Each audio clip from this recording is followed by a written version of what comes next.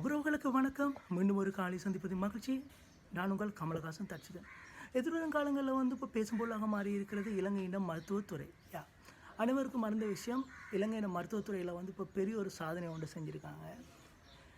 இதுவரை காலங்களில் எல்லா நாடுகளும் போட்டி போட்டு கண்டுபிடிச்சி கொண்டிருக்கிற புற்றுநோய்க்கான மருந்தை இலங்கையின் பல்கலைக்கழகம் கண்டுபிடிச்சிருக்காங்க. நீங்களாம் யோசிக்கலாம் ஃப்ரெண்ட்ஸ், புற்றுநோய்னா என்னென்னு. புற்றுநோய்னா சிம்பிளாக சொல்ல போனால், மனிதண்ட உடம்பில் சில கலங்களால் தானே ஆக்கப்பட்டிருக்கு.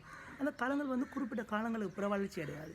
ஏதேனும் ஒரு காலத்துக்கு பிறகு அந்த குறிப்பிட்ட கலங்களில் ஒரு கலன் விகாரமாக வளர்ச்சி அடைகிற செயற்பாடு புற்றுநோய்னு சொல்கிறாங்க. அத்தகைய புற்றுநோயை எதிர்வரும் காலங்களில் தடுக்கிறதுக்கு மருந்து கொழும்பு பல்கலைக்கழகம் கண்டுபிடிச்சிட்டாங்க. இப்போ முன்னைய காலங்களில் இருந்தது புற்றுநோய் என்று சொன்னால் ஒரு உயிரை கொள்கிற நோய், அதுக்கு ஒரு மருந்துகளே இல்லை என்ற ஒரு பயம் எங்களுடைய மக்கள் மத்தியில் இருந்தது. இப்போ அந்த பயத்தெல்லாம் போக்கியிருக்காங்க கொழும்பு பல்கலைக்கழக மாணவர்கள். சுமார் 17 வருட முயற்சியின் பின்னர் இந்த புற்றுநோய்க்கான மருந்துகள் கண்டுபிடிக்கப்பட்டிருக்கு கொழும்பு பல்கலைக்கழகத்தால்.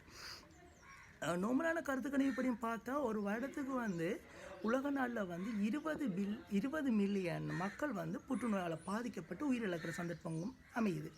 அது தவிர இலங்கையில் 15 தொடக்கம் 20,000 பேர் ஒரு வருடத்துக்கு புற்றுநோயால் பாதிக்கப்படுறாங்க. அப்படியான ஒரு புற்றுநோய்க்கு மருந்து எங்கள் கொழும்பு பல்கலைக்கழகம் இப்போ கண்டுபிடிச்சிருக்காங்க. மீண்டும் நான் அவங்களுக்கு நன்றிகளையும் வாழ்த்துக்களையும் சொல்லிக்கொடுறேன். இது இலங்கையின் மருத்துவத்துறையில் ஒரு பெரிய ஒரு மாற்றத்தை கொண்டு வர போகுதுன்னு.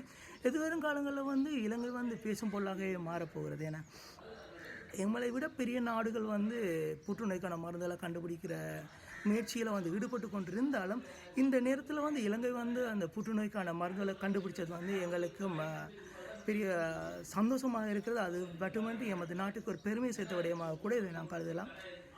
எதிர்காலங்களில் இந்த மக்கள் மத்தியில் இருக்கிற பயத்துக்கு இப்போ ஒரு விடிவு காலம் வந்திருக்கு. பெரும்பாலும் நாங்கள் சொல்கிறது புற்றுநோய்க்கு மருந்துகள் இல்லை என்று. அந்த ஒரு வசனத்துக்கு முற்றுப்புள்ளி வைத்து கொழும்பு பல்கலைக்கழகத்துக்கு மீண்டும் ஒரு வாழ்த்துக்களையும் நன்றிகளையும் தெரிவித்துக்கொண்டு மீண்டும் ஒரு காலையை சந்திப்போம். நன்றி.